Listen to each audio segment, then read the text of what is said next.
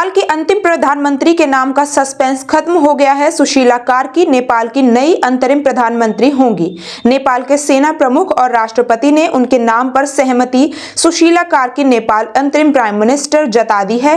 पूर्व मुख्य न्यायाधीश सुशीला कार्की को चुनाव होने तक नेपाल का अंतरिम प्रधानमंत्री नियुक्त किया गया है। अंतरिम सरकार के गठन पर आम सहमति बनाने के लिए नेपाल की राष्ट्रपति सुशीला कार्की और सेना प्रमुख के बीच काठमांडू में आधी रात को अहम बैठक हुई। जेनजी के एक समूह ने सेना को अंतिम चेतावनी देते हुए कहा था कि वो सुशीला कार्की को अंतिम प्रधानमंत्री घोषित करे, वरना तबाही मच जाएगी। सुशीला कार्की समेत कई अन्य का नाम इस रेस में आगे चल रहा था। बुधवार को हुई बैठक में युवाओं ने उनके नाम पर सहमति बनाई थी, लेकिन कुछ लोग उनको पीएम बनाए जाने के खिलाफ थे। उनका कहना था कि सुशीला का नाम पहले से ही विवादों में घिरा रहा है, इसलिए वह पीएम नहीं बन सकती। एक स्थानीय ने कहा था कि लोग सुशीला कार्की को नहीं चाहते, वे नई पीढ़ी से एक नया नेता चाहते हैं। कौन है सुशीला कार्की? सुशीला कार्की का जन्म नेपाल के रूरल इलाके में हुआ था। उनके पिता खेती का काम करते थे। पूर्व सीजेआई कार्की ने महेंद्र मोरंग कैंपस से बीए किया है और बनारस हिंदू यूनिवर्सिटी से एमए पॉलिटिकल साइंस की डिग्री ली है। कुछ वक्त तक टीचिंग करने के बाद सुशीला कार्की ने 1980 में लॉ की पढ़ाई शुरू की। सुशीला कार्की ने वकालत के पेशे में कदम रखा और मानवाधिकार के मामलों को उठाने का काम किया। साल 2009 में कार्की को नेपाल सुप्रीम कोर्ट में एडहॉक जज नियुक्त किया गया, जिसके बाद 2010 में वो परमानेंट जज बनी। सुशीला कार्की 2016 में नेपाल की पहली महिला चीफ जस्टिस बनी, जिसके बाद 2017 में उन्हें पद से हटाने के लिए उनके खिलाफ महाभियोग लाया गया।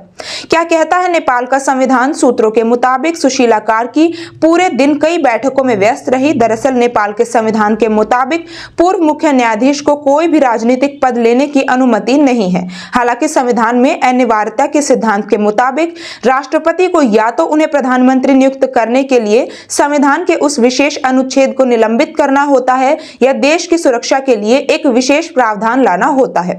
नेपाल के संविधान में अनिवार्यता का सिद्धांत एक कानूनी सिद्धांत है। इसके तहत कुछ ऐसे कार्यों को जो असंवैधानिक या गैर कानूनी है उचित ठहराने की अनुमति है, जो कि देश की सुरक्षा, कानून व्यवस्था बनाए रखने और इमरजेंसी हालात या संकट के समय में संवैधानिक व्यवस्था की रक्षा के लिए जरूरी हो।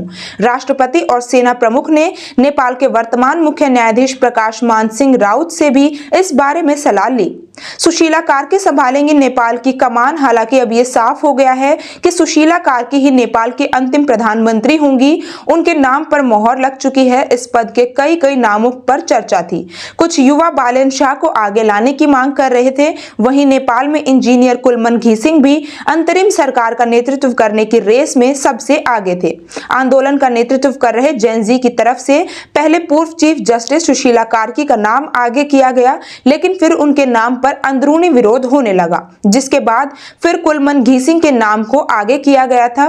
पहले बनी थी सुशीला कार्की के नाम पर सहमति। नेपाल सेना के प्रमुख जनरल अशोक राज सिंहदेल ने बुधवार को प्रमुख हस्तियों और जेनजी के प्रतिनिधियों के साथ वर्चुअल बातचीत की थी। यहां पर सुशीला कार्की का नाम सामने रखा गया था। सुशीला कार्की नेपाल के सुप्रीम कोर्ट की चीफ जस्टिस के रूप में सेवा करने वाली एकमात्र महिला हैं और उन्होंने 2016 और 2017 में इस पद पर काम किया। सुशीला कार्की का अंतरिम प्रधानमंत्री के रूप में नाम सामने आने के बाद काठमांडू के मेयर बालेंद्र शाह ने भी उनका समर्थन